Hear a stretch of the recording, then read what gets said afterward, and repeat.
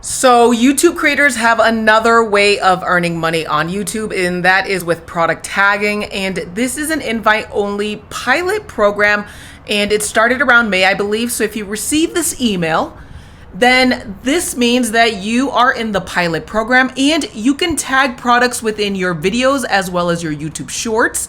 And if people watching the video click on those links, then you'll get paid per click. Now, these product tags will not take people to Amazon. They will actually take people to other stores online like Home Depot's, Lowe's, and different other stores, but you get paid per click on these product tags now. I just started experimenting with this new feature, so I just tagged a product in this short reel, and just about an hour ago, I also tagged a product in this video where I'm showcasing a Blue Yeti mic. So let me show you how this is done on the back end of YouTube.